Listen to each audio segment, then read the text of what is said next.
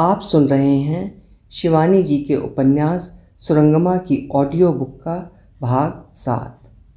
पिछले भाग में आपने सुना, नैनीताल यात्रा के दौरान एक दिन जब मंत्री जी अपनी पुत्री और उसकी शिक्षिका सुरंगमा को लेकर गांव के पुराने मंदिर के दर्शन के लिए निकले, तब शाम के समय जब मिनी किसी काम से अपनी गाड़ी की तरफ गई थी तो मंत्री जी और सुरंगमा के बीच ऐसा कुछ घटा कि वहाँ से लौटने के बाद सुरंगमा मंत्री जी से आंखें चुराने लगी। इसी दौरान सुरंगमा की सहेली मीरा की शादी की तैयारियों में मीरा ने सुरंगमा को अपने साथ व्यस्त कर लिया और उससे वादा किया कि उसकी शादी के समय सुरंगमा उसके पास ही रहेगी। अब आगे सुनिए। दिन भर सुरंगमा बैंक में रहती। संध्या को मिनी को पढ़ाकर खाली होती तो मीरा अपनी कार लेकर उसे लिवाने पहुंच जाती। फिर दोनों कभी किसी जौहरी के यहाँ सेट देखने चली जाती, कभी साड़ियों में फॉल लगवाने और कभी थककर किसी सिनेमा हॉल में जाकर बैठ जाती। मीरा के दोनों भाइयों की भयप्रद जोड़ी बम्बई की किसी फिल्म कंपनी में जुड़वा भाइयों की भूमिका निभाने चली गई थी।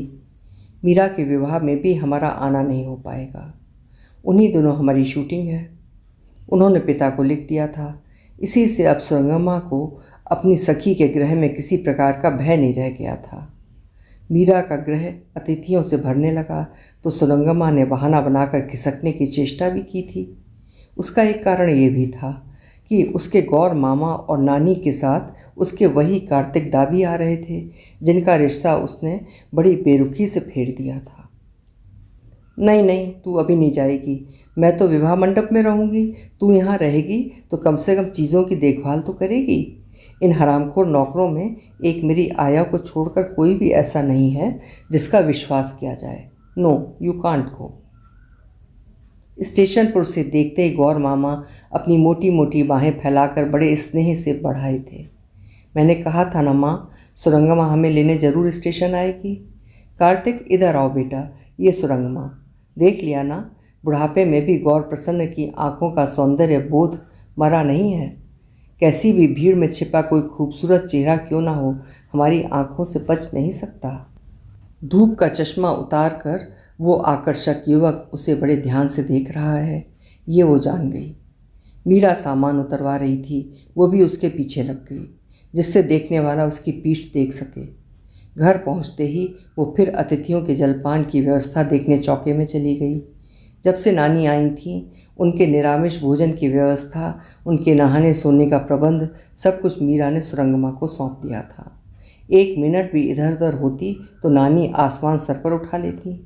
ओ माँ, मैं गैलो कोथाए, अर्थात अरे माँ, लड़की कहाँ चली गई। मीरा, तूने बेचारी को कितने काम सौंप दिए हैं, जब देखो तब बाजार भागी जा रही है। मीरा उसे बाजार नहीं भेज रही थी, वो स्वयं ही एक ना एक बहाना बनाकर खिसक जा रही थी। उस अपरिचित युवक की तीखी आंखें निरंतर उसका पीछा कर रही थीं। जितनी बार वो कमरे में आती, कार्तिक एक ना एक बहाना बनाकर वहाँ आकर जम जाता और फिर नानी न उसे खिसकने देती न कार्तिक को। मीरा भी उस षड्यंत्र में निरंतर योगदान दे रही थी। जानबूझकर ही उसने दोनों को एकांत के अनेक सुअवसर जुटा दिए थे, किंतु सुरंगमा का असहयोग उसे उतनी ही बार क्षुब्ध कर गया था। इतना वो समझ गई थी कि उसकी सखी का देवांगना का सा रूप उसके आज तक प्रत्येक सुपात्री को देख नाक भौं चढ़ाने वाले कार्तिक दाग को पूर्ण रूप से बांध चुका है। विवाह के दिन जब सुरंगमा मीरा को जयमाल के लिए सजाने लगी, तब कार्तिक भी वहीं कुर्सी डालकर बैठ गया। मीरा की सज्जा में सुरंगमा ने उस दिन अपने कृतज्ञ हृदय की एक एक धड़कन गूंथ कर रख दी थी। कटे बालों को न जाने किस कौशल से जूड़े का रूप दे उसने बेले के गजरे से संवार दिया था। नित्य के चंचल कटाक्षों में काजल की बेड़ियां डाल उन्हें सलज्ज चितवन में संवार दिया था। मीरा ने दर्पण में अपना प्रतिबिंब देखा तो अपना ही चेहरा अनजान लगने लगा। सुरंगमा, अब मैं तुम्हें भी सजाऊंगी। ए कार्तिक दा, जाओ भागो तो बाहर, नहीं तो सुरंगमा कहीं तुम्हारा भी जूड़ा बनाकर साड़ी पहना देगी। मीरा ने हंसकर कहा। मुझे वो भी स्वीकार है। कार्तिक सिगार मुंह में दाबे उठ गया। देखो सुरंगमा, जिन कार्तिक के लिए सैकड़ों कैलकेशियन लड़कियां मरती हैं, वो तेरे लिए वहनला बनने को तैयार है। बारात आई, तो जयमाल हाथ में लिए धीर मंथर गति से आ रही नववधू के चेहरे से फिसल कर देखने वालों की दृष्टि बरबस सुरंगमा पर पड़ रही थी। मीरा की भारी लाल टेम्पल साड़ी में उसका उज्ज्वल रंग और भी शुभ्र होकर निखर आया था। मीरा ने ही जिद कर उसका जूड़ा बना उसमें अपना कटकी जड़ाऊ कंघा तिरछा कर खोस दिया था। काले घने केशों के बीच चौथ का चंद्रमा सा उतर आया था। वो अर्धचंद्राकार कंघा किसी विजयनी विश्व सुंदरी के किरीट सा जगमगा रहा था। कानों में भी मीरा के दक्षिणी झुमके थे। कर्णमूल से ही पैराशूट की छतरी से खुल गए वे झुमके बार बार अपने घुंघरू उसकी लटों में उलझा रहे थे और उन्हें निकालने उठे हाथ की गोमेद की अंगूठी उसके गौर वर्ण को और प्रखर बना रही थी। अधरों में स्वाभाविक लालिमा को मीरा के प्लम कलर्ड लिपस्टिक के प्रहार ने और भी घातक बना दिया था। कंठ में पड़ी बसरा के मोतियों की दोहरी लड़ी स्वामिनी की दूधिया त्वचा से घुल मिल गई थी। उसे देखते ही पूरे शामियाने में खलबली मच गई। कौन है ये? कौन? अजी वही जो दुल्हन के पीछे खड़ी है। ओह, वो मीरा की सहेली है सुरंगमा, मंत्री जी की लड़की को पढ़ाती है, शायद स्टेट बैंक में नौकरी करती है। चीज़ तो स्टेट बैंक के लॉकर में रखने लायक है। ही, बड़े मज़े की बात कहती हैं आप मिसेस गुप्ता। ईर्ष्या दग्ध टिप्पणी सुन कार्तिक उठकर पीछे खड़ा हो गया। उतनी दूर से भी वो अपूर्व देवांगना रंगमंच पर सर्वश्रेष्ठ अभिनेत्री का अवार्ड लेने को प्रतीक्षारता खड़ी किसी प्रख्यात फिल्म तारिका से ही दमक रही थी। सहसा वहाँ भी सुरंगमा की ही चर्चा मुखरित हो उठी। इस बार स्वर पुरुष प्रशंसकों का था। भाई कुछ भी कहो, गजब की लड़की है, पर यहाँ ट्यूशनों में क्यों झक मार रही है? फिल्मों में क्यों नहीं चली जाती? अजी उससे क्या कमी, यहीं जैसा चाहे वैसा सेट बन जाएगा। अभी तो नैनीताल गई थी मंत्री जी के साथ। सहसा शामियाने में एक बार खलबली मच गई। मीरा के पिता बड़ी तेजी से भीड़ चीरते ऐसे भागे जैसे उनके दरवाजे पर फिर दूसरा दूल्हा खड़ा हो। बात कुछ ऐसी ही थी। जिसे लेकर वो लौटे उन्हीं के आगमन ने संभवतः शामियाने के बांस एक पल को हिला दिए थे।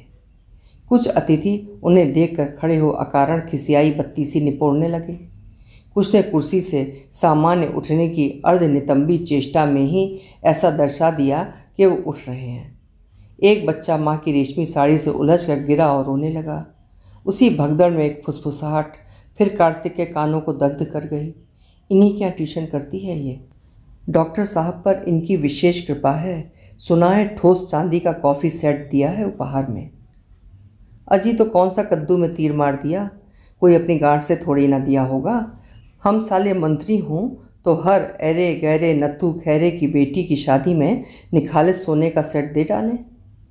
वही चपटी नाक वाला वाचाल नाटा सा व्यक्ति पचापच पान जर्दे की पीक थूकता नवागत अतिथि को धीमे स्वर में कोस रहा था। एक बात माननी पड़ेगी यार, पर्सनैलिटी खासी तगड़ी है अपने मंत्री जी की। रॉ सिल्क की शेरवानी और चुस्त चूड़ीदार में दिनकर स्वयं नौशे सा झूम रहा था। कभी वो कन्या के पिता का हाथ पकड़ उनकी ओर झुकता और किसी परिहास की चुटकी ले दिल खोल कर हंसता। कभी गर्दन पीछे मोड़ पीछे की कतार में बैठी किसी परिचित सचिव पत्नी से चुहल कर फिर सतर होकर ऐसे बैठ जाता जैसे मंत्री पद की महत्ता का उसे सहसा स्मरण हो आया हो। जयमाल संपन्न हो चुकी थी। अब वर वधू को सजे सोफे पर बिठा फटाफट फ्लैश की बिजलियां चमका वधू की बड़े यत्न से पूर्वाभ्यास की गई अस्वाभाविक सलज्ज हंसी को कैमरे में बंद किया जा रहा था। तभी दिनकर की उल्लसित दृष्टि भीड़ में छिपी सुरंगमा पर पड़ी। हृदय की वो सुलगती दावाग्नि जिसे वो अपने विवेक से कुचल अपने जानते बुझा चुका था, सहसा फिर सहस्त्र लपटों में प्रज्वलित हो उठी। चारों ओर उसे अपने हृदय की वही उद्दाम लपटें दिखने लगीं। एक क्षण को उस दाह से विचलित हो असमर्थता के वशीभूत दिनकर उस चेहरे से दृष्टि फेरने के उपक्रम में हार कर रह गया। वर्षा स्नात उस आर्द्र करुण चेहरे के चुंबनों की स्मृति उसे पागल बना गई। बुरुंश की छाया में प्रस्तर खंड पर बैठी उस प्रेयसी के कपोल ललाट अधरों का स्वाद उसे फिर उसी दुस्वाहस से उकसाने लगा। वे क्षण तो घोर अविवेक के थे, घोर उन्माद के, किंतु ये क्षण भी उसी उन्माद की ओर भाग रहे थे, उसी अविवेक की ओर। अब वो एक क्षण भी वहाँ रुका तो उसका अबाध्य चित्त न जाने क्या अनर्थ कर बैठेगा। वो जिस आंधी के वेग से आया था, फिर उसी वेग से पूरे शामियाने को झकझोरता बाहर निकल गया। डॉक्टर सिन्हा उसे दोनों हाथ पकड़ बड़े आग्रह से रोक रहे थे। आपने तो एक प्याला कॉफ़ी का भी नहीं लिया, कुछ जलपान तो कर लेते। नहीं नहीं सिन्हा, लड़की के ब्याह में हमारे पहाड़ में अतिथि पानी भी नहीं पीते। मैं चलूँ, एक बड़ी इम्पॉर्टेंट मीटिंग है, फिर 3 बजे की फ़्लाइट से दिल्ली जाना है। कार में बैठते ही दिनकर ने सीट पर गर्दन डाल आंखें बंद कर ली थी। हे भगवान, ये कैसे चक्रव्यूह में फंस गया। आज तक विनीता के साथ उसका दाम्पत्य जीवन सुखी ना होने पर भी किसी अन्य नारी के प्रति उसके आकर्षण का कभी प्रश्न ही नहीं उठा था। राजनीति उसका एकमात्र प्रेम थी। जब कभी वो अपनी बिरादरी के किसी अल्प बुद्धि मंत्री की किसी नारी लोलुपता के कारण घटी राजनीतिक अकाल मृत्यु का समाचार सुनता तो उसे बड़ा दुख होता। क्या ये मूर्ख इतना भी नहीं समझते थे? राजनीति की दीर्घायु का तो मूल मंत्र ही था कंचन कामिनी से परहेज। किंतु आज तो वो स्वयं ही उस दलदल में फंसा छटपटा रहा था। वो तो उसका भाग्य अच्छा था जो विनीता जी हॉलैंड से भी नहीं लौटी थी। पति की मानसिक व्याधि को वो सर्वदा ही हथेली पर चल रही जूसा पकड़ लेती थी। सुरंगमा का उनके गृह में उनकी इच्छा के विरुद्ध इस प्रकार से अनाधिकार प्रवेश ही हुआ था। लाल वन में घट गई उस दुर्घटना के पश्चात उस बुद्धिमती लड़की ने स्वयं ही उनसे कन्नी काट ली थी, किंतु उसकी वही उदासीनता दिनकर के प्राण हरने लगी थी। उसी मानसिक तनाव के बीच उन्हें विनीता जी का पत्र मिला था। ऐसा प्रेम पगा पत्र विनीता ने पति को पहले कभी नहीं लिखा था। लगता था विदेश के रूखे अस्वाभाविक परिवेश में आकर्षक जीवन सहचर की स्मृति उस प्रेषिता को विफल कर गई है। पता नहीं तुम अपने खाने पीने का भी ध्यान रख रहे हो या हमेशा की तरह लापरवाही बरत रहे हो। उसने लिखा था, तुम्हें अब अपनी बढ़ती वयस का निरंतर ध्यान रखना होगा। 4 वर्ष में तुम 50 के हो जाओगे। तुम लाख फुंदे वाली टोपी लगाकर लोक नर्तकों की टोली के साथ नाच नूच कर तस्वीर खिंचवा लो। अखबारों में छपे तुम्हारे नृत्य व्यक्तित्व की मोहक कटिंग मुझे बेबी ने भेजी थी, पर क्रमशः बहती जा रही अपने डूबते यौवन की तरंगों को तुम बहुत दिनों तक नहीं नचा पाओगे। प्रौढ़त्व की गरिमा प्रौढ़ दिखने ही में है। मैं देख रही हूँ इधर तुम अपने को बेहद थका रहे हो। मुझे आशा है तुम अब अपनी पूरी देखभाल करोगे। बेबी की पढ़ाई कैसी चल रही है? क्या मिस जोशी नियमित रूप से आ रही हैं? ईमान से कहूँ दिनकर, तो मेरी अनुपस्थिति में अपने गृह में उसकी घनिष्ठता का ध्यान आते ही मैं बौरा जाती हूँ। जी में आता है तत्काल उठकर तुम्हारी बाहों में सिमट जाऊँ, पर कैसे? जिन विदेशी मेज़बानों के सम्मुख अपने देश के दरिद्र अनाथ बच्चों के लिए भीख मांगने इतनी दूर आंचल फैलाती चली आई हूँ, वो आंचल क्या रीता ही लिए लौट आऊँ? उसे भरने में अभी समय लगेगा। तब क्या उसकी चतुरा पत्नी को 7 समुद्र पार भी उसके अंतःकरण के गुप्तचर बार बार सावधान कर रहे थे? नहीं, जिस पत्नी ने उसे हाथ पकड़कर वसुंधरा पर प्रेम का पहला कदम रखना सिखाया था, जिसके पितृगृह की महिमा ने उसके जीवन की बंजर भूमि को सींच सींच कर लहलहाती फसल से समृद्ध किया था, उसे वो नहीं छलेगा। 3 महीने में बेबी की स्कूली शिक्षा समाप्त हो जाएगी और सुरंगमा का फिर उनके गृह में कभी आने का प्रश्न ही नहीं उठेगा। विनीता के पत्र आने के दूसरे दिन एक घटना ने फिर उसे और सावधान कर दिया था। कांग्रेस कार्यकारिणी की थकानप्रद मीटिंग से लौटे क्लांत दिनकर ने सहसा उससे मिलने टपक पड़े किसी विरोधी दल के सदस्यों से क्षमा मांग मिलने की असमर्थता प्रकट की थी। आज मुझे क्षमा करें, मुझे सांस लेने की भी फुर्सत नहीं है, अभी फिर बाहर जाना है। ओह, उस मोजोर सदस्य की भ्रकटी अश्लील व्यंग से क्रुद्ध बिल्ली की पीठ सी उठ गई थी। कहाँ जाना है? स्टेट बैंक या फिर नैनीताल की सरस यात्रा पर निकल रहे हैं? दिनकर का चेहरा फक पड़ गया था। ये तो अनर्थ हो गया। ये व्यक्ति किस हद तक नंगेपन पर उतर सकता था वो खूब जानता था। कहा जाता था कि वो अपने खादी के कुर्ते की अहिंसात्मक जेब में बड़ी हिंसात्मक सामग्री लिए घूमता रहता है। उस शक्तिशाली ट्रांसमीटर की झलक दिनकर ने कई बार ली थी। स्वयं उसके गर्हित जीवन के विषय में प्रचलित अनेक सत्य कथाओं का गुटका दिनकर की जेब में था, किंतु वो चतुर ठग अपनी प्रत्येक अपकीर्ति का प्रमाण उसी क्षण भस्म कर राख इधर उधर बिखेर निश्चिंत निगर गंड बना घूमता रहता था। हजरतगंज की किसी सुरंग सी गली में एक शानदार फ्लैट किराए पर ले वो संसार के सबसे प्राचीन पेशे की भव्य दुकान चलाता है और एक से एक ऊंचे अफसर नेता उसके ग्राहक हैं, ये दिनकर जानता था। एक बार वेश बदल संध्या के धुंधलके में वहां जाकर अत्यंत निकट से भीतर झांक भी आया था। दीवारों पर लगी थीं अनेक प्रसिद्ध आधुनिक अवतार सिद्ध बाबाओं की तस्वीरें और कमरे के बीचों बीच अगरबत्ती के सुवासित धूम्ररेखा से घिरा ध्यान मग्न वही बगला भगत ऐसी अडिग मुद्रा में बैठा था जैसे चारों ओर उसे लक्ष्य कर प्रेस फोटोग्राफर कैमरा साधे खड़े हों। दिनकर समझ गया था कि उसका गुप्तचर विभाग दिनकर के गुप्तचर विभाग से कहीं अधिक सशक्त है। एक से एक कुख्यात स्मगलर उसके यहाँ आकर टिकते थे। संध्या को किचिर किचिर पान खाए उस निर्लज ब्लैकमेलर को हाथ में बेले का गजरा लपेटे कभी भी हजरतगंज की किसी पान की दुकान पर मंडराते देखा जा सकता था। वो वहाँ होता और उसके फ्लैट के एकमात्र ताले की 20 चाबियाँ जेब में लिए उसके विभिन्न समृद्ध ग्राहक उसके मधु कुंज में मधु संग्रह करने पहुँचे होते, किंतु उसे पकड़ना उतनी ही कठिन था जितना मुट्ठी में तीव्र जलधार को पकड़ना। प्रदेश में जिन वरिष्ठतम अधिकारियों के यहाँ रात को जुए का अड्डा खुलता, वहाँ वो बोतलों का पूरा क्रेट लिए पहुँच जाता। प्रत्येक भ्रष्ट अफसर की पत्नी उसकी भाभी थी। इसी से जब उसे मुँह लगे देवर ने स्टेट बैंक के प्रसंग का उल्लेख कर अपनी कुटिल अर्थपूर्ण दृष्टि से दिनकर को देखा तो उसका हृदय किसी भयानक आशंका से कांप उठा। अब उसे छाछ फूंक फूंक कर पीनी होगी। नित्य प्रातःकाल घंटे भर का पूजा पाठ उसका दैनिक नियम था। अब उसी अवधि को उसने और प्रलंब कर दिया। ललाट पर रोली चंदन के तिलक को यत्न से संवार उसने चंचल चित्त पर संयम की मुहर और सुस्पष्ट कर दी।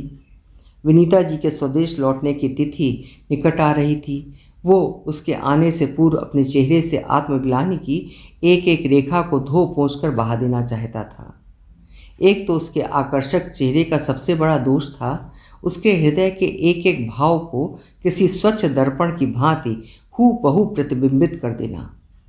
कब वो प्रसन्न है, कब कोई उलझन उसे मन ही मन रुला रही है, सब कुछ विनीता उसका चेहरा देखते ही जान जाती थी। इसी से वो अपनी स्वच्छ निर्मल हंसी से ही विनीता जी का स्वागत करना चाह रहा था। उधर मिनी को लेकर उसे कलकत्ता भी जाना था।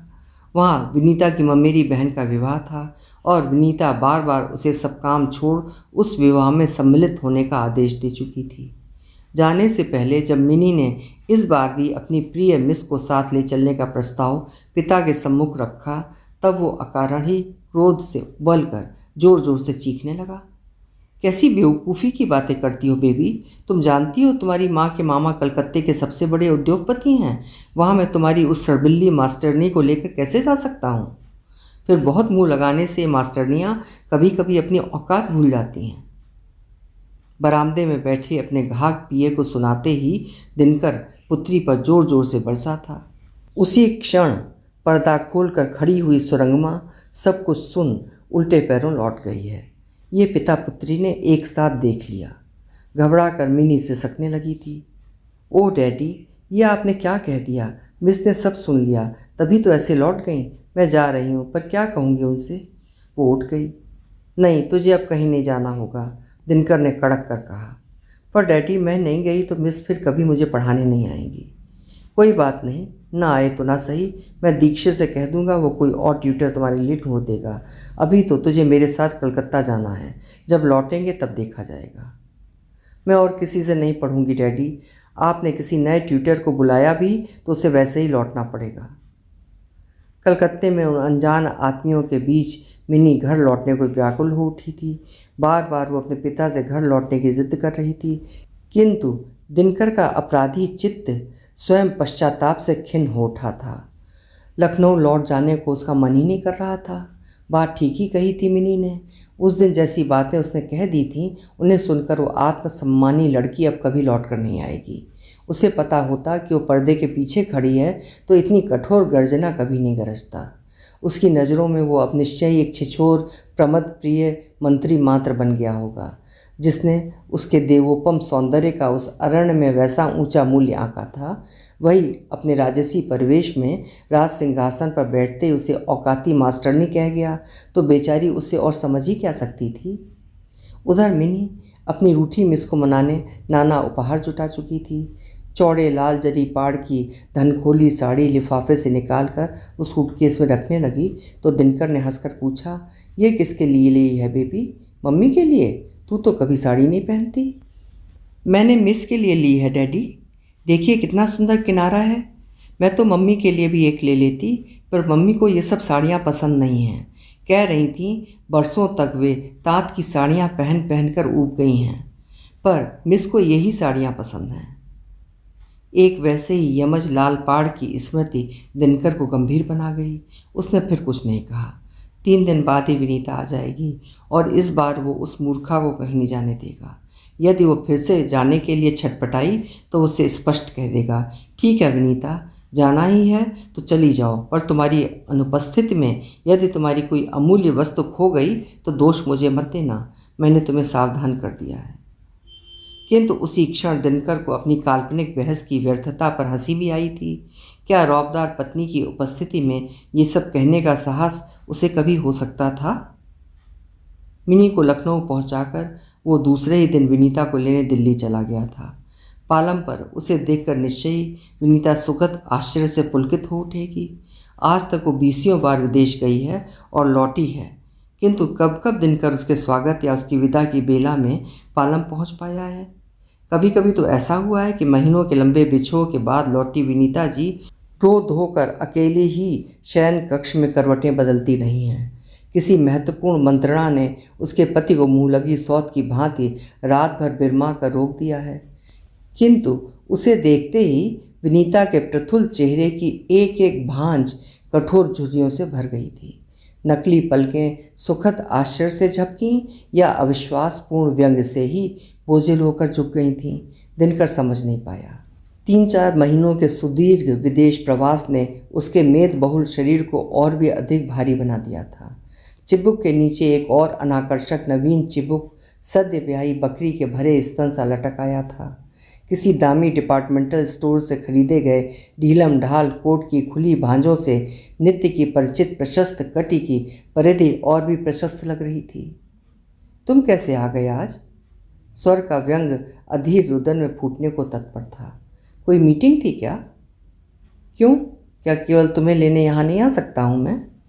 धूप का चश्मा उतार कर वो हंसा, किंतु उसका दिव्य स्मित भी तनी पत्नी को नहीं गुदगुदा सका। जिस प्रौढ़ पति के क्लांत खींचे चेहरे की स्मृति अपने पासपोर्ट में दाव वो साथ ले गई थी, वो तो ये नहीं था। ये तो जैसे 20 वर्ष की मारवाड़ी धर्मशाला की खटिया पर बैठा नोट्स बना रहा उसका लजीला प्रेमी मुस्कुरा रहा था। गालों पर स्वस्थ संतोष की लालिमा थी। कपोल भरने से आंखें कुछ छोटी लग रही थीं, किंतु तीखी नाक की आकर्षक झुर्रियाँ और भी आकर्षक बन इतने वर्षों बाद आज फिर उसका कलेजा धड़का रही थी। देख रही हूँ मेरा बिछोह तुम्हें माफिक हो गया है। इस बार वो हंसी, किंतु उस हंसी में स्निग्धता नहीं थी। तब क्या उस तेज छुरी सी नज़र ने बाहर से सरस ताजे दिख रहे फल के अंतर स्थित सड़ांध का स्याहा डब्बा देख लिया था? क्या वो उसी को ऐसे तराश तराश कर फेंक रही थी? कलकत्ता गए थे? हाँ, बड़े उत्साह से दिनकर ससुराल के प्रति स्नेह का प्रमाण देने लगा।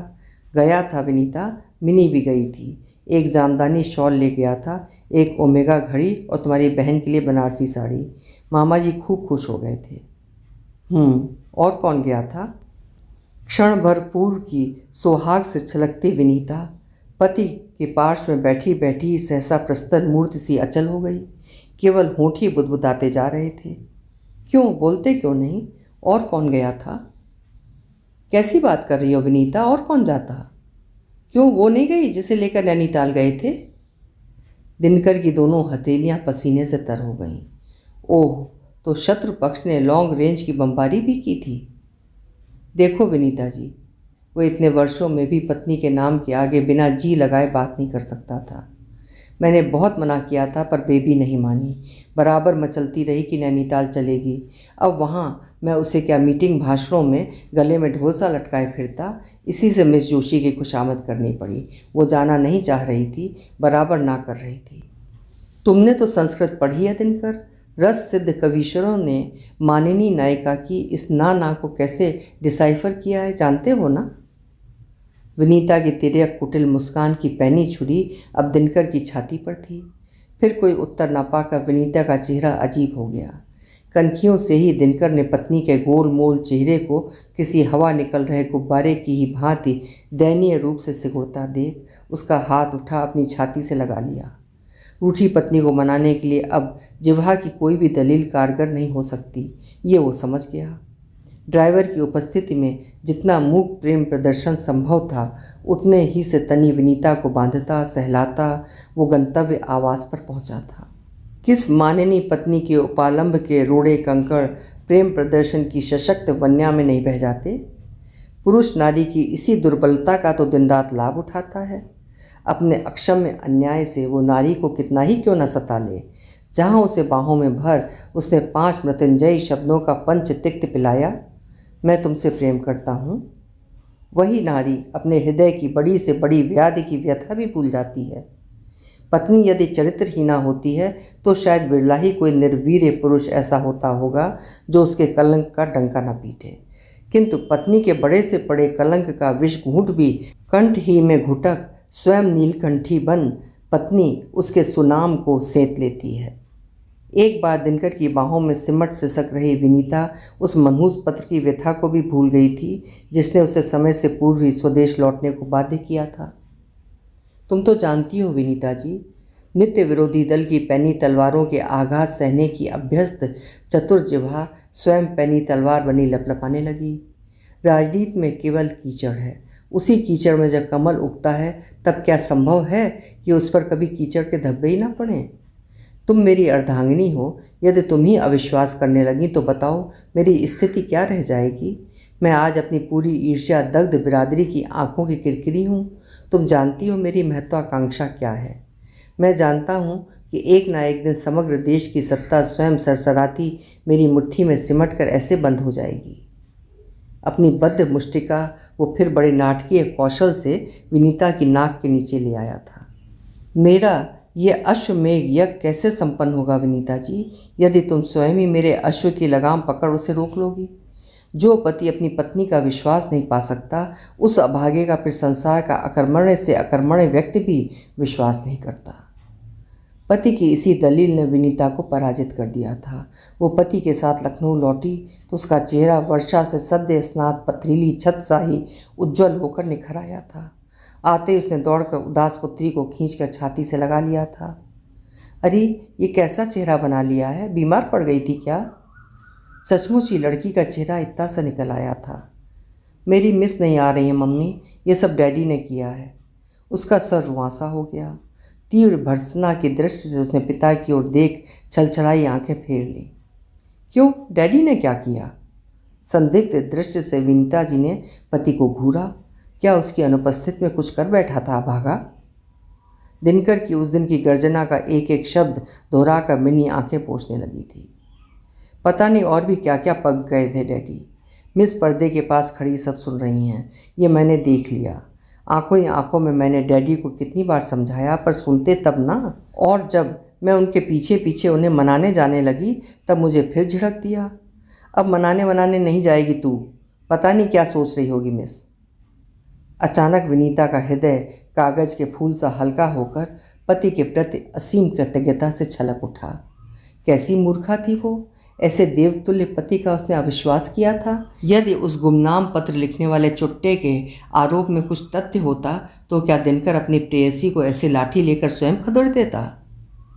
तू घबरा मत बेबी, उसे पुत्री की पीठ थपथपाई और बनावटी क्रोध की लाड़ भरी चितवन से पति को देखकर कहा, मैं आज ही शाम को तेरे साथ चलकर तेरी मिस को मना लाऊंगी, देखूं कैसे नहीं आती। और उसी शाम वो विदेश से बटोर कर लाई गई अपनी अलभ्य उपहार सामग्रियों में से 3-4 उपहार बटोर अपनी पुत्री के साथ उसकी रूठी शिक्षिका को मनाने चल दी। इतवार की सांझ सुरंगमा प्रायः घर पर ही बिताती थी। सुबह बाल धोए थे, बिना सुलझी खुली केश राशि अभी भी पीठ पर बिखरी थी। अपनी खुली प्रिय खिड़की से उसे राह चलती रंगीन भीड़ का मेला, मोटर रिक्शा, साइकिल की कतार देखना बड़ा अच्छा लगता था। दिनकर के मुंह से उसने जिस दिन अपने लिए अपशब्द सुने थे, उस दिन वो भूखी सो गई थी।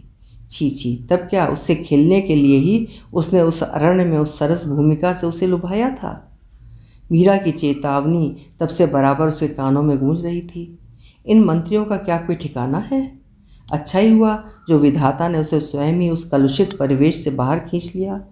फिर भी मिनी के लिए उसका मन बीच बीच में न जाने कैसा हो उठता था। बेचारी लड़की, ठीक परीक्षा के पहले वो उसे बीच मंझधार में छोड़ आई थी। 3-4 दिन तक वो बैंक से लौटने पर बड़ी आशा से द्वार खोलती।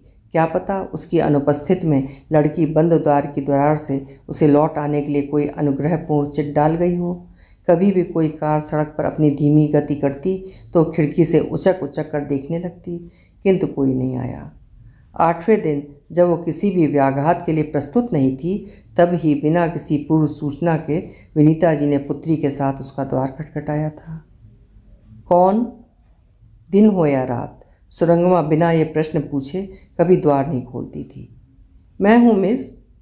उस मीठी आवाज़ ने उसके विषण्ण हृदय को सहसा उत्फुल्ल कर दिया।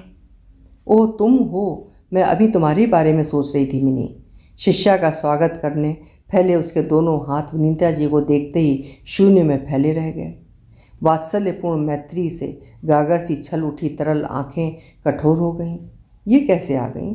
आज तक तो ये दम्भी महिला कभी उसके यहाँ नहीं आई थी। आइए, नम्र अभ्यर्थना के साथ उसने कुर्सी खिसका दी। छोटे हवादार कमरे की स्वच्छ सुघड़ता को विनीता जी की सुरुचि संपन्न आंखें बड़े गौर से देख रही थीं।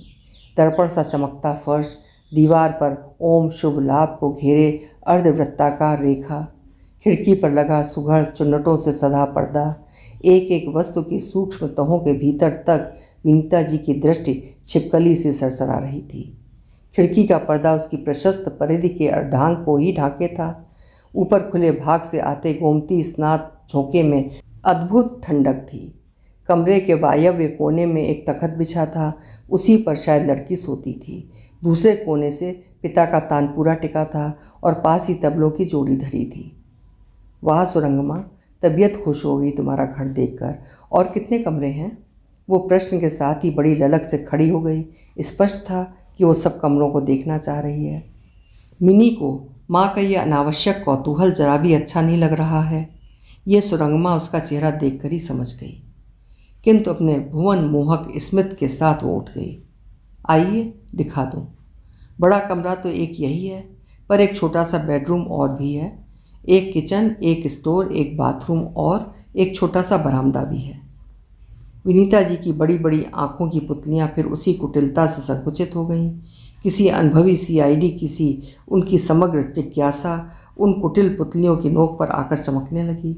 इधर उधर प्रत्येक कोने कोने दीवार पर आंखें फेरती वो ऐसी धीर मंथर गति से अग्रसर हो रही थीं जैसे किसी फौजी टुकड़ी का निरीक्षण कर रही हों। क्या पता किसी खूंटी पर टंगा पति का कोई खादी कुर्ता ही दिख जाए, कोई तस्वीर या कोई और प्रणय चिन्ह। दूसरे बेडरूम में आबनूसी चौकी पर स्वामी राम तीर्थ, माँ और विवेकानंद की 3 तस्वीरों के नीचे एक अगरबत्ती जल रही थी। दीवार पर माँ और नाना की एक बड़ी सी तस्वीर टंगी थी। तस्वीर का सुनहला जड़ाऊ चौखटा बरबस आंखें बांध लेता था।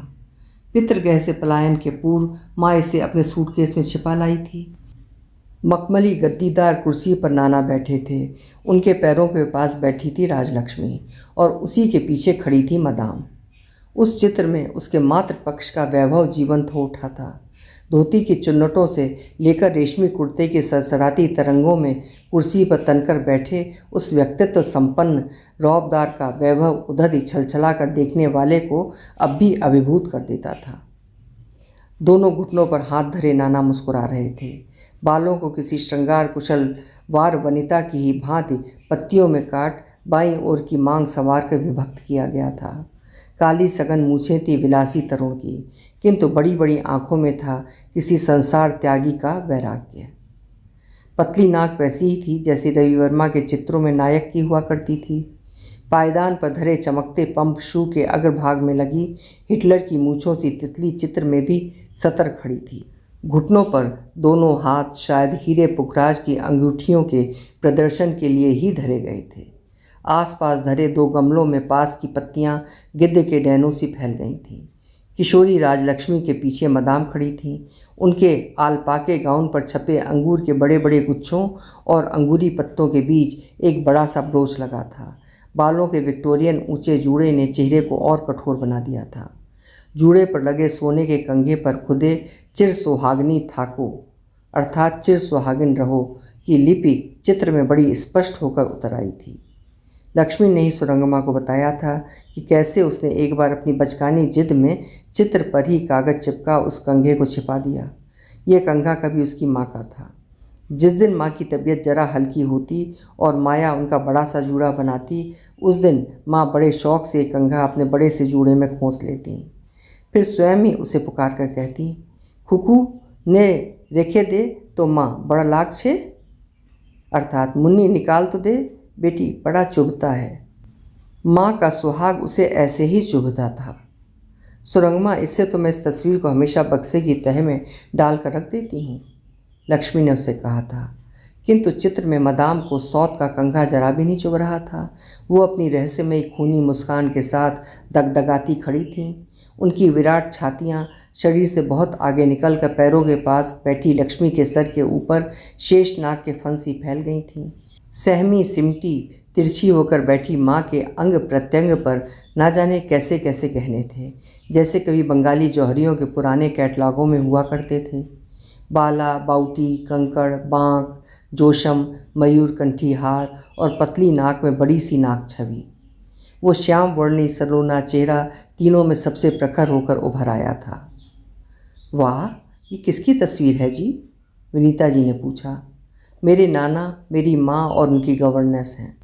सुरंगमा जानती थी कि वो कौतूहल प्रिया निश्चय ही मदाम के विषय में ही अवश्य पूछेगी। इसी से उसने उसके प्रश्न पूछने से पहले स्वयं ही उत्तर दे दिया। गवर्नेंस? उनकी उठी भ्रुकुटी में विद्रूप का स्पष्ट संकेत था। पूछते ही फिर स्वयं ही उन्होंने बड़े कौशल से कंठ स्वर को बदल लिया। पूछा तो उन्होंने इसी उद्देश्य से था कि क्या उनके गृह में ट्यूशन करने वाली इस लड़की का माँ की कोई गवर्नेंस भी हो सकती थी। हाँ, उस ज़माने में तो समृद्ध घरों में प्रायः ही पुत्रियों के लिए विदेशी गवर्नेंसों की नियुक्ति की जाती थी। कहकर वो फिर बड़े ध्यान से चित्र को घूरने लगी। सहसा उन्होंने अपनी दूसरी गोली दागी। तुम्हारे पिता का कोई चित्र नहीं दिखा हमें? नहीं है क्या? जी नहीं, उन्हें चित्र खिंचवाना अच्छा नहीं लगता। मैंने देखा है मम्मी, आकाशवाणी के नेशनल प्रोग्राम के साथ एक बार उनका बड़ा सुंदर चित्र छपा था। एकदम मुझसे मिलता है उनका चेहरा। यही तो मैं सोच रही थी, तुम्हारी माँ से तो तुम्हारा चेहरा एकदम नहीं मिलता। फिर एक बार संदिग्ध दृष्टि से चित्र को घूरती वो बरामदे की रेलिंग पकड़कर खड़ी हो गई। इस गृह में आते ही उनके पति के संधि पत्र पर हुए हस्ताक्षर फिर धूमिल हो गए। इस वित्ते भर की छोकरी की उपस्थिति में वो क्यों अपने को इतना क्लांत, विवश और असहाय अनुभव करने लगती थीं? क्यों एक अनामा आशंका उन्हें अकारण ही प्रतिपल विचलित कर रही थी? कौन उनके अंतःकरण की अरगला बार बार खटखटाकर कह जाता था, यही है तेरी सौत, तेरी सौत। एक बार उसके पिता के किसी जर्मन उद्योगपति मित्र ने उसका हाथ देकर कहा था, गारोडिया, तुम्हारी पुत्री जन्म से ही साइकिक शक्ति लेकर पृथ्वी पर आई है। इसकी अद्भुत अंतर्दृष्टि इसे सदा पग पग पर आ गए खंदक गड्ढों से बचाती रहेगी। इसी से भविष्य रहेगा सदा उज्ज्वल। किंतु दर्पण पर प्रतिबिंबित हो रही दुर्घटनाओं की आशंका जनित चिंता का सरदर्द भी इसे नित्य बना रहेगा। मिस्टर ब्रेंसन की पिता को लेकर की गई एक नहीं अनेक भविष्यवाणियां सत्य साबित हुई थीं। उन्होंने विनीता की ये रेखा ठीक ही पढ़ी थी। उसके इस बार समय से पूर्व आ जाने का कारण भी यही था। एक महत्वपूर्ण मीटिंग को छोड़ वो रात ही त्रिचूर से उड़कर लखनऊ आ गई थी। आकर उसने ठीक ही किया था। दिनकर के विरुद्ध उन दोनों सशक्त विरोधी दलों की सम्मिलित शक्ति का गहरा षड्यंत्र चल रहा था। न वो ठीक से सो पा रहा था, न खा पी ही पा रहा था। डॉक्टरों को बुला विनीता जी ने उसके शरीर के एक एक अंग की जांच करवा ली थी। कानपुर से हृदय रोग विशेषज्ञ को बुलाकर उन्होंने हृदय की पूरी जांच करवाई। डॉक्टरों ने 10-12 दिन बिस्तर से न हिलने की राय दी। मानसिक तनाव और शारीरिक क्लांति के अतिरिक्त उन्हें कोई ऐसी चिंताजनक बात नहीं दिखाई दी। सुनते ही विनीता जी ने पति को लक्ष्मण रेखा में घेर कर मूंद दिया। कैसा भी कोई मिलने वाला क्यों ना आए, वो किसी को भीतर नहीं आने देती। पति के सिरहाने बैठकर वो उनकी सारी शारीरिक क्लांति और मानसिक तनाव को अकेले ही भगा देंगी, फिर त्रिचूर लौट जाएंगी। पुत्री की शिक्षिका को मनाने का उनका सारा उत्साह स्वयं ही ठंडा पड़ गया। वो मंत्री पत्नी थी, बुलाना ही था तो पीए को भेजकर उस लड़की को नकेल खींचकर कोठी पर ही बुला उससे जवाब तलब कर सकती थी। क्यों नहीं आई जी? नहीं आ सकती थी तो कहलवा तो सकती थी। फिर ठीक परीक्षा के 2 महीने पहले लड़की को धोखा क्यों दे गई? आज यहाँ आकर उसने क्या स्वयं अपने घुटने नहीं टेक दिए थे? अब शासन का दंभी रुख अपनाना मूर्खता ही होगी। आइए, एक प्याला चाय पी लीजिए। हाथ में ट्रे लिए मुस्कुराती सुरंगमा खड़ी हुई तो विनीता जी अनमयस्क सी पीठ किए ही खड़ी रह गईं, जैसे सुन ही ना रही हों। मम्मी, मिस चाय बनाकर लाई हैं। अरे, तुमने ये सब क्यों किया? उन्होंने हंसकर कहा, किंतु सुरंगमा ने उस औपचारिक हंसी में घुले हलाहल की झलक देख ली थी। प्लेट में धरे बिस्कुट एक और खिसका उन्होंने रूखे स्वर में कहा, चाय भी मैं बेवक्त नहीं पीती, पर तुम बना ही लाई हो तो लाओ, पी लूँगी।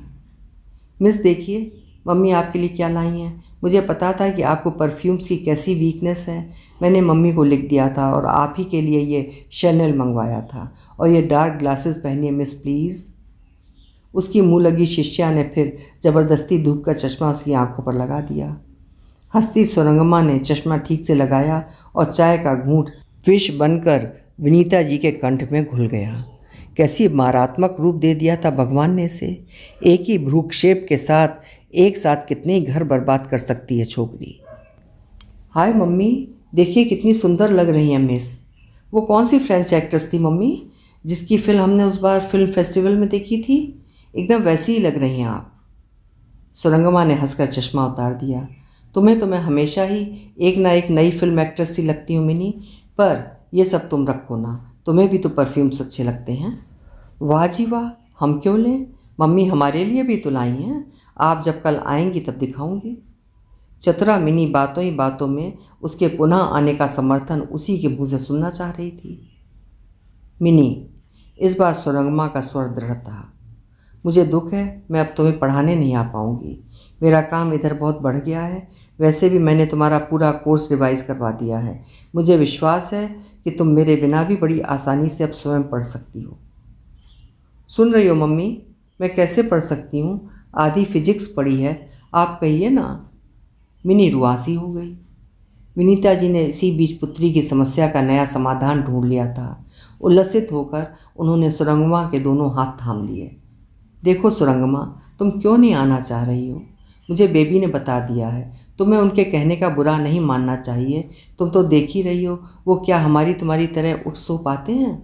ना समय पर खाना पीना, ना समय पर नींद। रात रात भर जाकर फाइलें देखते रहते हैं।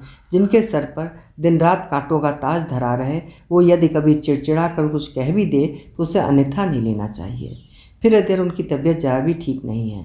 बुरा मत मानना सुरंगमा, पर शायद तुम्हें हमारे घर आकर पढ़ाने में ही आपत्ति है।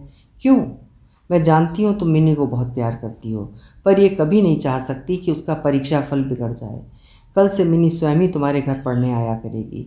मोहम्मद अगर कुएं के पास नहीं आ सकते तो कुआं ही प्यासे मोहम्मद के पास जाएगा। क्यों, है ना बेबी? विनीता जी फिर बिना सुरंगमा की स्वीकृति की प्रतीक्षा किए ही उठ गईं। चल बेबी, 7 बजे तेरे डैडी को सूप देना है।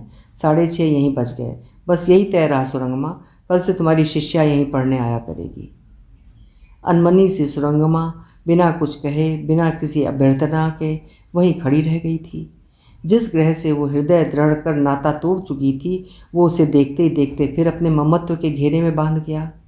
मिनी के लाए उपहारों को उठाने लगी तो बादामी कागज़ के लिफाफे में धरी लाल जरी पाड़ की सफ़ेद साड़ी उसके हाथों में आ गई। ये कौन लाया था? मिनी, उसकी मम्मी या उसके डैडी? उत्तराखंड के अरण्य में जिसने ऐसे ही लाल पाड़ की तुलना किसी विस्मृत चित्र से की थी, क्या ये उसी का भेजा गया उपहार था? दूसरे दिन मिनी आई तो उसे साड़ी लौटाने लगी। मिनी, ये पैकेट शायद कल तुम भूल गई थी। वाह मिस, कैसे भूलूंगी, ये तो मैं कितनी ही दुकानों से ढूंढ कर आपके लिए लाई हूँ। असल में लाल पाड़ की साड़ी आप पर बहुत अच्छी लगती है, इसी से मैंने ले ली थी। उस दिन तो आपकी वो साड़ी भीग कर एकदम ही खराब हो गई होगी। पढ़ाई समाप्त होने पर भी उसकी शिष्या घर नहीं जाना चाहती। सुरंगमा ही उसे डांट फटकार कर घर भेज देती। जाओ मिनी, और कुछ नहीं पढ़ना है क्या? प्लीज़ मिस, 10 मिनट और रहने दीजिए, फिर चली जाऊंगी। फिर वो कभी सुरंगमा के गुलदस्ते में घर से लाए फूल सजाती, कभी उचक कर खिड़की पर बैठ जाती और कभी ज़बरदस्ती उसे अपनी कार में घुमाने खींच ले जाती। Just for a long long drive miss, Arjunganj चलेंगी जहाँ उस बार गए थे। 2 ही महीने में तो अपनी उस मुँह लगी शिष्या से स्वयं ही उसका रिश्ता टूट जाएगा। विनीता जी पुत्री की स्कूली पढ़ाई शेष होते ही उसे दिल्ली भेजने का पूरा प्रबंध कर चुकी थी। मीरा अपना लंबा हनीमून मनाकर लौटी तो भागकर सुरंगमा से मिलने पहुंची। सुरंगमा अपनी शिष्या को पढ़ा रही थी। कितनी बदल गई थी मीरा। सांवले चेहरे पर क्या उसके हनीमून ने ही कोई जादुई प्रलेप मल दिया था? सुरंगमा, आज अपनी शिष्या की छुट्टी कर दे। क्यों मिनी, छुट्टी चाहिए तुम्हें? No thanks. उसका संक्षिप्त बचकाना उत्तर सुन सुरंगमा जोर से हंस पड़ी। देखो, इसे कहते हैं गुरु भक्ति। मैं छुट्टी दूं तब भी मेरी शिष्या मुझे छोड़कर नहीं जाएगी। तब ठीक है, तू चटवट पढ़ा ले, फिर मैं तुझे घर ले जाऊंगी। कितनी सारी बातें जमा हैं। You have volumes to listen. I am so happy, so happy. वो दोनों पैर ऊपर रख तखत पर पद्मासन मुद्रा में बैठ गई। आनंद उसके ललाट, उज्ज्वल आँखों, नासिकाग्र से झरझर बहता पूरे कमरे को भिगो रहा था। चल चल, पढ़ा और छुट्टी कर, उसने ऐसे अधैर्य से कहा जैसे उन 2 सखियों के बीच मिनी कोई बड़ा सा रोड़ा बनकर अटक गई हो। मिनी का चेहरा कुछ मलिन हो गया है, ये सुरंगमा ने देख लिया। तुम तब तक ये सम करो मिनी, मैं चाय का पानी चढ़ाऊँ। उसकी पीठ पर स्नेह का हाथ सहला वो जाने लगी तो मीरा भी उसके पीछे चल दी। लुक हियर मिस जोशी, कुछ दाल में काला तो नहीं है यार? उसने सुरंगमा का चिबुक थाम लिया। अकारण ही सुरंगमा के कर्ण मूल तक बीड़ा का अंगराग फैलता पूरे चेहरे को अबीरी बना गया। मतलब? वो चिबुक से मीरा का हाथ हटा, फिर गैस जलाने झुक गई। मतलब यही है डार्लिंग कि जब से नैनीताल से लौटी हो हम तुम्हें बराबर देख रहे हैं। देवदार की हवा तुम्हें बहुत माफिक आ गई है। चल हट, हर वक्त ये बेकार का मजाक अच्छा नहीं लगता। कहीं किसी ने सुन लिया तब ये बेकार का मजाक तुम्हें बार बार वीर बहुटी क्यों बना देता है जी? और जहाँ तक सुनने की बात है, वही आगाह करने तो आज यहाँ आई हूँ। तेरी नैनीताल यात्रा को लेकर लोग बातें करने लगे हैं। दिनकर जी के शत्रु भी तो कम नहीं हैं। आते ही सुना तो सोचा तुझे जाकर बताऊँ। You have to be very careful, very very careful. आजकल लोग जेबों में टेप लिए घूमते हैं, समझी? मीरा, तू क्या मेरा विश्वास नहीं करती? सुरंगमा के होंठ थरथराने लगे। जब से नैनीताल से लौटी हूँ सिर्फ एक बार उस कोठी में पाँव रखा है। मैंने तो ट्यूशन भी छोड़ दिया था। विनीता जी खुद ही आकर गिड़गिड़ाने लगी, तब से मिन्नी यहाँ आकर पढ़ जाती है। मीरा ने कुछ कहा नहीं, किंतु जिस दृश्य से उसने अपनी सखी को देखा उसमें उसके लिए सहानुभूति थी, असीम सहानुभूति। मीरा 2-3 दिन रहकर अपने पति के साथ कनाडा चली गई तो सुरंगमा को लगा माँ की मृत्यु के बाद वो दूसरी बार असहाय हो गई है। उसकी एकमात्र हितैषिणी अब सुदीर्घ अवधि के लिए विदेश चली गई तो क्या 1 वर्ष से पहले कभी लौट सकती थी? जाने से पहले सुरंगमा को बाहों में भरकर एक बार फिर वो अपनी वही चेतावनी दोहरा गई थी। सुरंगमा, मैंने तेरी दुर्बलता को पकड़ लिया है। तू लाख छिपाए, दिनकर जी का नाम लेते ही तेरा चेहरा कैसा हो जाता है। कभी जी में आता है दर्पण लाकर तुझे दिखा दूँ। पर देख सुरंगमा, मैंने विनीता जी के क्रूर स्वभाव की अनेक कहानियाँ सुनी हैं। कहते हैं इसी हृदयहीन महिला ने अपनी भोली सौत को जहर देकर मरवा दिया था।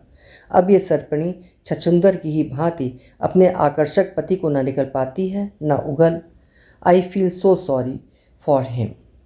साल में 10 महीने तो समाज सेवा करती है और 2 महीने पति सेवा। दिन रात रेगिस्तान में भटकने वाले उस रूप पिपासु पथिक को तेरे रूप की सरस जलधार अपनी ओर नहीं खींचती तो मुझे आश्चर्य ही होता। पर दिनकर जी भले ही प्यासे मर जाएं, पर जानने पर उन्हें कभी पानी नहीं पीने देगी। मुझे भय है उस जलधार के लिए कहीं चुड़ैल अपने नैनों के अग्निबाण से उसे भी सोख कर न सुखा दे। सुरंगमा, तू किसी सत्ताधारी निरंकुश सम्राट की रक्षिता बने, ये मैं नहीं चाहती। ईश्वर ने तुझे अकृपण हस्त से सौंदर्य दान दिया है, तुझे किसी सम्राट के हृदय की एक छत्र साम्राज्ञी बनाने के लिए। समझी? मैं अब भी तुझे राय दूंगी, तू कार्तिक दास से विवाह कर ले। किंतु म्लान हंसी के साथ सुरंगमा ने अपने चिर कौमार्य व्रत का वही दृढ़ निश्चय दोहरा दिया था। तू निश्चिंत रह मीरा, मैं ना किसी की रक्षिता बनूंगी ना साम्राज्ञी। लौट कर देखेगी, किसी ब्रांच मैनेजर की कुर्सी पर बैठी मैं मोटा सा रजिस्टर देख रही हूँ। बड़े से कांच से ब्रांच मैनेजर का चेहरा पहचान तू निसंकोच भीतर चली आना। इस बीच मिनी उसे बड़े आग्रह से अपने जन्मदिन की पार्टी का निमंत्रण दे गई थी। प्लीज़ मिस, आप ज़रूर आइएगा, मम्मी ने भी कहा है। फिर मम्मी कल त्रिचूर चली जाएंगी। पर सुरंगमा जानबूझकर ही उस दिन एक दिन की छुट्टी लेकर कानपुर निकल गई थी। वहाँ रहती तो मिनी उसे स्वयं आकर खींच ले जाती। दिन भर कानपुर घूमकर रात को लौटी। मिनी के जन्मदिन का उपहार उसने कागज़ में लपेट सिरहाने रख दिया था। कल आएगी तो उसे यहीं थमाकर कह देगी, मुझे अचानक ही दौरे पर जाना पड़ा मिनी, इसी से नहीं आ पाई। हाथ मुँह धोकर नाइटी पहन वो खिड़की के पास आ खड़ी हुई थी कि उसकी दृष्टि द्वार के पास पड़े एक पैकेट पर पड़ी। प्रायः ही डाकिया द्वार की दरार से उसकी चिट्ठियाँ सरका जाता था। एक बड़े से लिफाफे में अपना टाइप्ड पता देख उसने लिफाफा खोला। शायद किसी कंपनी का कैलेंडर था। पैकिंग बड़े यत्न से की गई थी। दोनों ओर से 2 गत्ते के मोटे टुकड़ों के बीच सैंडविच सी तस्वीर खुलकर उसके हाथों में आई थी तो वो खड़ी नहीं रह पाई। उसे लगा वो फिर उस निर्जन अरण्य के प्रस्तर खंड पर बैठी थरथरा रही है और उसके कपोल से अधर सटाकर किसी की भारी आवाज़ कह रही है, मुझे आज अपने उसी प्रिय चित्र की मॉडल मिल गई है सुरंगमा। तखत पर बैठकर सुरंगमा ने ध्यान से चित्र को देखा। क्या वो उस दिन ऐसी ही लग रही थी? गीली सफ़ेद लाल पाड़ की साड़ी में झांकता उसका उन्मुक्त यौवन भी क्या उस दिन इतना निर्लज्ज बन गया था? भीगी लटें, साड़ी की आर्द्र भांजों से झांकते विद्रोही स्तन युगल और चेहरे पर समर्पण का वो अद्भुत संतुष्ट स्मित। वो जीर्ण चित्र शायद भेजने वाले ने किसी पुस्तक की भांज से ही निकाल कर भेजा था। न कहीं भेजने वाले का नाम था न पता। फिर भी सुरंगमा उस चित्रकार की एक एक रेखा में भेजने वाले के हस्ताक्षर पढ़ चुकी थी। ना जाने कब तक वो पागल सी उस चित्र को हाथ में लिए बैठी ही रही। यह क्या हो गया था भगवान? ये कैसा क्रूर परिहास था विधाता का? क्या इस चित्र के माध्यम से वो अपने उस दिन के अभद्र व्यवहार के लिए मूक क्षमा याचना कर उस अधूरे अनचाहे प्रकरण का सूत्र फिर पकड़ना चाह रहा था? एक बार जी में आया तस्वीर फाड़कर खिड़की से बाहर फेंक दे, पर ऐसा वो अंत तक नहीं कर पाई। सूटकेस की तह में उसे छिपा चुपचाप आकर लेट गई। लेटते ही मीरा की अंतिम बार दी गई चेतावनी उसके कानों में तीव्र होकर गूंजने लगी। दूसरे दिन मिनी नहीं आई। ड्राइवर ही आकर उसकी चिट्ठी दे गया था। आप मेरे जन्मदिन पर नहीं आई ना, इसी से मुझे बुखार आ गया, आज मैं नहीं आ पाऊँगी। संध्या को बैंक से लौटी तो उसका उस कोठी में कभी पैर न रखने का दृढ़ संकल्प स्वयं ही बिखर गया। ज्वर में पड़ी मिनी की ममता उसे रह रहकर खींचने लगी। बड़ी उलझन के बाद वो उसके उपहार का पैकेट थाम उसे देखने चली ही गई। वहाँ पहुँची तो पैर फिर डगमगाने लगे। क्या करे, पैकेट किसी को थमा कर लौट जाए? तभी फूलों में पानी डलवा रही विनीता जी की नज़र उस पर पड़ गई। आओ आओ सुरंगमा, कल क्यों नहीं आई? हमने तो तुम्हें लेने कार भेजी थी, पर पता लगा वहाँ ताला लगा है। कहाँ गई थी? मुझे काम से कानपुर जाना पड़ा, लौटी तो बड़ी देर हो गई थी, सोचा कल जाऊँगी। तभी मिन्नी की चिट्ठी मिली तो उसे बुखार आ गया है। हाँ, बड़ा तेज़ बुखार है। कल खूब कुल्फ़ी दागी लड़की ने। मैंने मना भी किया था, ठंडी चीज़ें उसको माफिक नहीं आती। तुम जाओ, अपने कमरे में लेटी है, मैं अभी आ रही हूँ। रूठी शिष्या को मनाने सुरंगमा उसी की दी साड़ी पहन कर आई थी। बिस्तर पर अकेली चुपचाप पड़ी मिनी का कुमलाया चेहरा देखकर सुरंगमा का जी भर आया। मुझसे नाराज़ हो गई मिनी? उसने हंसकर उसके सिर पर हाथ फेरा। क्या करती तुम ही बताओ, एकाएक कानपुर जाना पड़ा। तुम्हारी चिट पाते ही जी में आया था भागकर तुम्हें देखा हूँ, पर आज बैंक भी कुछ जल्दी पहुँचना था, इसी से अब आ पाई। रूठी मिनी मुंह फेरे चुपचाप पड़ी रही। इस बार सुरंगमा का स्वर लाड़ दुलार से छलक उसे चिढ़ाने लगा। इधर तो देखो, तुम्हारी लाई साड़ी पहन कर आई हूँ मिनी। बताओ तो किस एक्ट्रेस जैसी लग रही हूँ, फ्रेंच या बेल्जियम? फिर वो किसी पेशेवर मॉडल की मुद्रा में साड़ी का चमचमाता पल्लू फैला हंसती उसके सम्मुख खड़ी हो गई। मिनी के बचकाने स्मित के साथ ही पर्दा खोलकर खड़े हो गए दिनकर ने हंसकर कहा, मैं बताऊं, ना फ्रेंच ना बेल्जियन, बंगाल के उस चित्रकार की। सहसा नेपथ्य में विनीता जी की गुरु गर्जना से सकपका कर दिनकर ने विनोदी कंठ का पैतरा बदल लिया। मिनी के पास आकर वो जोर जोर से कहने लगा, कल कितनी बार मना किया था बेबी कि इतनी कुल्फ़ी मत खा, परंतु कब मेरा कहना मानती है। और इम्तिहान नज़दीक आ रहे हैं और तू बीमार पड़ गई है, मम्मी भी आज जा रही हैं। उपन्यास सुरंगमा की शेष कहानी सुनिए अगले एवं अंतिम भाग 8 में।